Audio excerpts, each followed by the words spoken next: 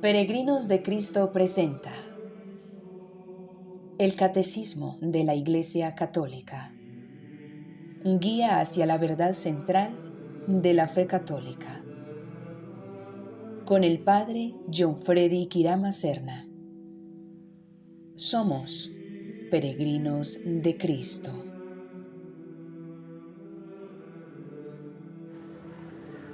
Mis amigos, peregrinos de Cristo, un saludo muy cordial para todos ustedes. Aquí estamos con una nueva entrega de este podcast que dedicamos al estudio del Catecismo de la Iglesia Católica. No puedo dejar de agradecer el hecho de que ustedes acojan con tanto gusto, con tanto cariño este espacio, que lo escuchen. Muchos de ustedes también que hacen sus comentarios después de escuchar cada uno de los espacios, lo que quiere decir que pues hay interés por el tema que venimos abordando desde el Catecismo de la Iglesia Católica. Así que gracias a todos ustedes que valoran el esfuerzo que desde Peregrinos de Cristo hacemos, no solamente con este espacio, sino que también con otros muchos espacios que abordan diferentes temas y que contribuyen todos o pretenden contribuir en el crecimiento y en la madurez de la fe cristiana. Estamos ahora mismo mirando el tema de la Iglesia y concretamente las 4 propiedades de la Iglesia. Recordemos cómo en el credo niceno-constantinopolitano o el credo largo, muy al final, cuando decimos creer en la Iglesia Católica, mencionamos las 4 propiedades de la Iglesia. Decimos creo en la Iglesia, que es una, que es santa, que es católica y es apostólica. Justo ahorita entonces estamos explicando lo que nos dice el Catecismo de la Iglesia acerca de cada una de las propiedades. Hemos tenido ya la oportunidad de hablar acerca de la primera propiedad. La Iglesia es una, la unicidad de la Iglesia. Concretamente decíamos que esa propiedad pues corresponde perfectamente con el deseo de Cristo expresado en el Evangelio de Juan. Padre, que todos sean uno como tú y yo somos uno, que ellos también lo sean para que el mundo crea. Es entonces consecuencia de ese deseo de Cristo la existencia de una única iglesia, de una única comunidad que fundada por Cristo busca mediante la predicación del Evangelio atraer a todos los pueblos al conocimiento de Cristo y a la profesión de la única fe. A eso nos referimos entonces cuando hablamos concretamente de la iglesia, de esta propiedad, la iglesia una. Mencionábamos también los esfuerzos que la iglesia viene haciendo, sobre todo en las últimas décadas, por acercarse mediante un diálogo fraterno a otras confesiones cristianas que no están en comunión con la iglesia, pero que también creen en Cristo como el Señor. Y la iglesia pretende, a través de ese acercamiento respetuoso y a través de un diálogo también sincero, abierto y naturalmente conforme a la verdad, pues acercarse a estos grupos buscando los puntos comunes y tratando así de procurar en un futuro, esperamos cercano, pues superar las diferencias y pues llegar a la unidad en la fe con estos grupos cristianos que no están en comunión con la iglesia. Decíamos asimismo de la importancia de que cada cristiano, de que cada bautizado, además de valorar la pertenencia a la iglesia, asuma como propio el deseo de Cristo, es decir, que también sienta el mismo deseo de Jesús, el de procurar la unidad de todos. Y cada miembro de la iglesia, cada fiel cristiano, puede contribuir de muchas maneras a esta tarea de la iglesia y este deseo de la iglesia, mediante el ecumenismo, que no es solamente el diálogo entre los líderes de estos grupos, sino que el ecumenismo también se hace a través de la oración por la unidad, a través de la conversión personal y la conversión comunitaria, que también contribuyen pues al acercamiento de todos los que creemos en Cristo. En el podcast anterior hemos podido hablar de la segunda propiedad de la iglesia, que es la santidad. La iglesia es santa, decimos, y nos referíamos concretamente al sentido que tiene esta propiedad. Hablábamos en primer lugar pues de la santidad del autor. Jesús ha constituido la iglesia y Él, que es el santo de los santos, pues ha hecho de la iglesia también una comunidad santa, una comunidad por la que Él ha dado la vida, una comunidad por la que Él ha derramado la sangre y por lo tanto una comunidad que, purificada del pecado, resplandece por su santidad y por su belleza. Pero también hablábamos al hacer referencia a esta propiedad de la iglesia, del llamado universal a la santidad. Todos los cristianos estamos llamados a la santidad y por eso también decimos la iglesia es santa por la vocación común de todos los miembros de la iglesia. Y hacíamos referencia al final de ese podcast, como también lo hace el Catecismo de la Iglesia al final de este tema de la santidad de la iglesia, el tema de aquellos cristianos cuya santidad ha sido oficialmente reconocida por la iglesia mediante un largo proceso de riguroso estudio de la vida de ese cristiano candidato a los altares y mediante una ceremonia solemnísima. La iglesia, en la cabeza del Papa, pues declara santo a ese cristiano, es decir, un cristiano que vivió de manera heroica las virtudes humanas y las virtudes cristianas. Vamos entonces hoy a dar un paso más y hablar concretamente de la tercera propiedad de la iglesia. La iglesia es católica, decimos, y una expresión que me parece que es importante pues aclarar, puesto que no siempre entendemos el sentido, el significado que tiene esta expresión. Lo primero que nos recuerda, que nos enseña el Catecismo de la Iglesia, es justamente el significado de esta palabra, que proviene del griego, y la palabra significa universal, es decir, cuando decimos que la Iglesia es católica, nos referimos concretamente a que la Iglesia, fundada por Cristo, es una iglesia a la que todos estamos llamados, todos estamos convocados. La iglesia es, por tanto, católica, en primer lugar, porque Cristo está en ella. Cristo actúa en ella, pero también es católica porque la iglesia ha sido enviada en misión a la totalidad de la humanidad. Recordemos el mandato misionero que encontramos en la conclusión del Evangelio de Mateo, en el capítulo 28 concretamente. Vayan por todo el mundo, a todas las naciones, anuncien el Evangelio y bauticen a aquellos que crean en el nombre del Padre, del Hijo y del Espíritu Santo. Entonces, son los dos sentidos que tiene esta expresión aplicada a la iglesia. Es católica porque Cristo está presente en ella, Cristo actúa en ella, porque allí donde está Cristo está la iglesia católica, como dirá San Ignacio de Antioquía, este gran obispo y mártir, pero también es católica por la misión que tiene dimensión universal. La iglesia enviada a anunciar a todas las naciones el Evangelio de Jesucristo.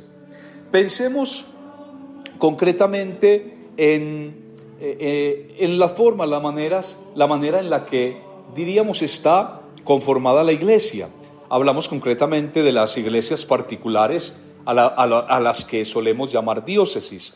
En cada una de esas iglesias particulares está presente la iglesia universal, porque quien rige, quien gobierna y quien sirve a esa iglesia particular es el obispo, aquel que está en comunión con el Papa.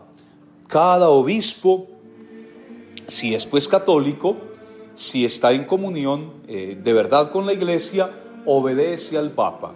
Junto con el Papa conforman el colegio apostólico y por lo tanto en cada diócesis encabezada por un obispo que está en comunión con el Papa, está presente la Iglesia Católica. La Iglesia de Cristo está ahí presente en esa pequeña porción de iglesia. ¿Y qué es lo más bello precisamente de esta catolicidad de la Iglesia? Saber que en cada comunidad, que en cada porción de iglesia, ahí está presente la iglesia de Cristo, guiada por un pastor, guiada por unos pastores y conformada por un grupo de bautizados que han recibido el don de la fe y que profesan esa fe en comunidad. Ahí está pues la Iglesia Católica. Es el sentido que tiene esta expresión, como decía, aplicada a la Iglesia. ¿Y quién pertenece a la Iglesia Católica? Pues a la Iglesia Católica pertenecen todos aquellos que, habiendo sido invitados a ser parte del pueblo de Dios, han recibido el don del bautismo. Es justamente el bautismo el que nos incorpora plenamente en la iglesia. Es el bautismo y el Espíritu recibido en él el que nos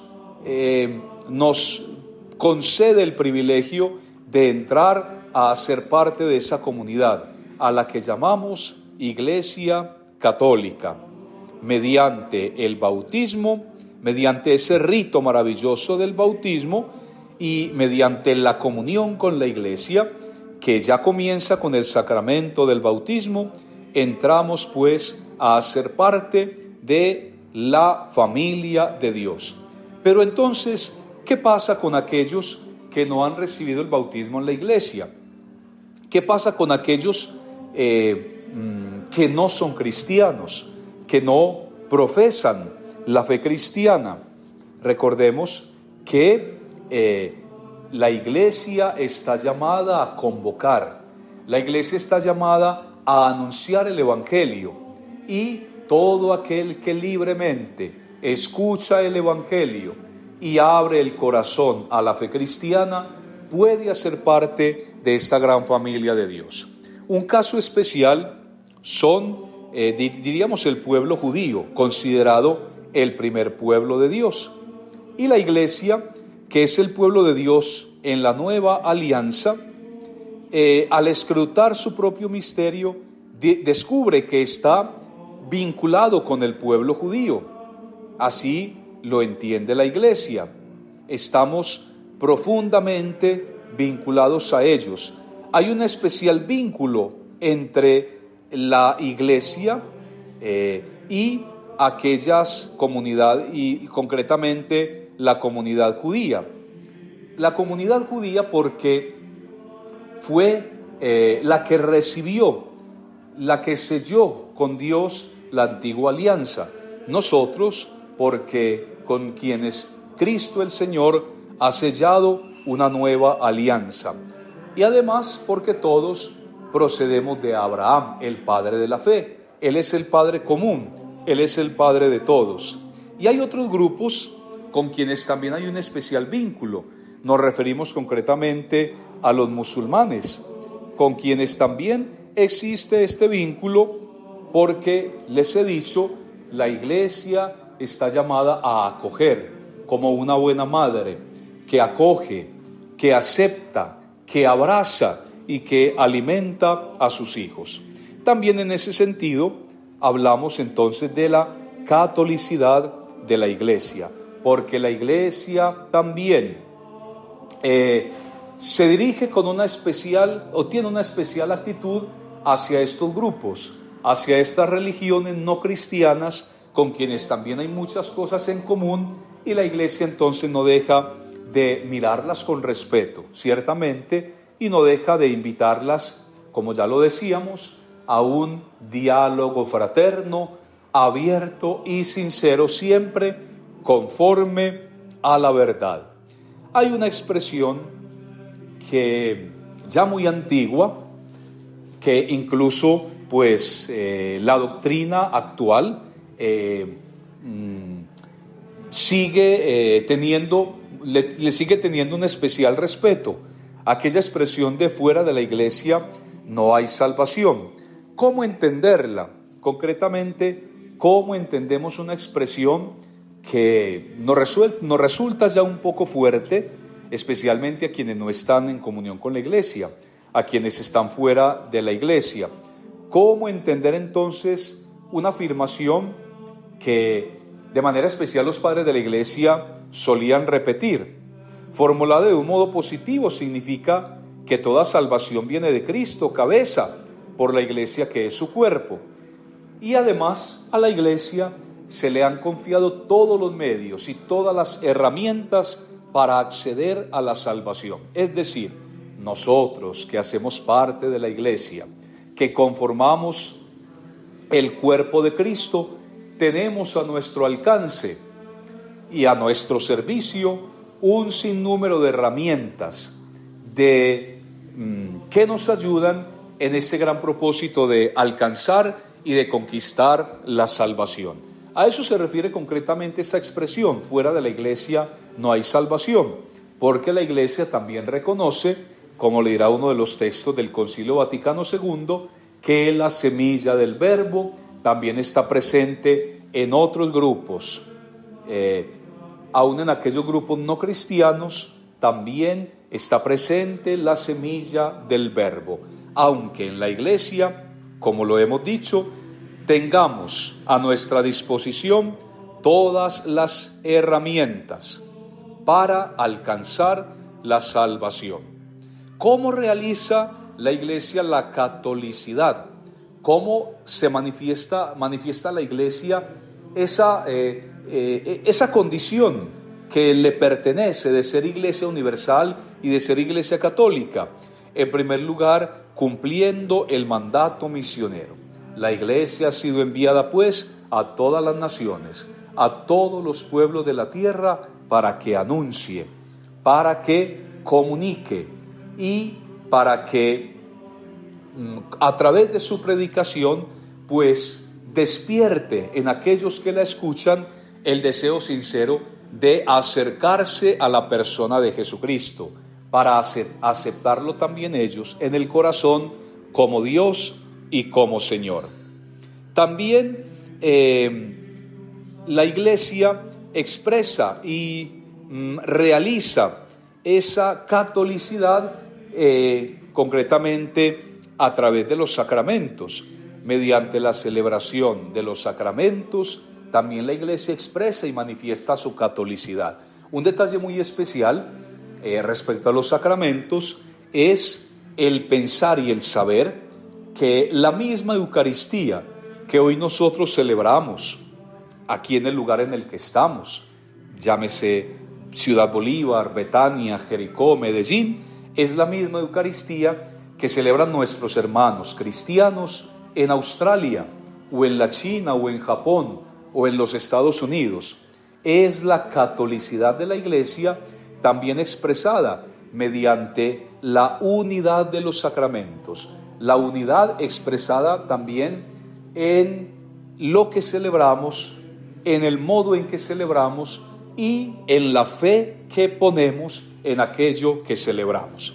Así pues, amigos, que es ya lo he dicho, es un gran privilegio poder hacer parte de la Iglesia, poder considerarnos hijos de la Iglesia, de esta Iglesia universal, de esta Iglesia católica.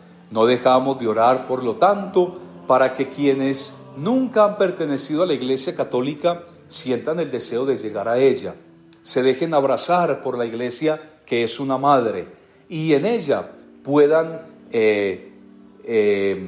beber la verdad que la Iglesia posee, que la Iglesia interpreta y de la cual la Iglesia es una fiel custodia. Y pedimos por aquellos que en algún momento fueron parte de la Iglesia, pero porque por algún motivo se han alejado, que han roto relaciones con la Iglesia, para que sientan el deseo de volver a casa. No hay lugar más seguro que la casa, que el hogar. A todos ustedes, mis queridos amigos, pues un agradecimiento muy especial, ya al llegar al final de este espacio de esta semana. Gracias nuevamente por escuchar con tanto gusto este espacio. El Señor les bendiga, les conceda una maravillosa semana y no olvidemos que de la mano del Señor siempre.